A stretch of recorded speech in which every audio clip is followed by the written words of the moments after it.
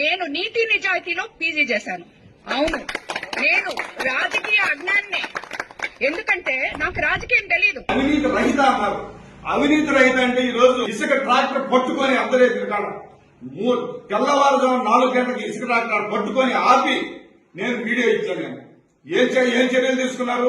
అవినీతి రహిత ఎక్కడుంది మేడం? ఎక్కడ? ఈ రోజు ఆ నాయకులందరూ నా దగ్గర ఉన్నారంటే మేము కార్యకర్తల్ని, నాయకుల్ని అత్యంత గౌరవించి నెత్తి మీద పెట్టుకొని చూసుకుంటాం.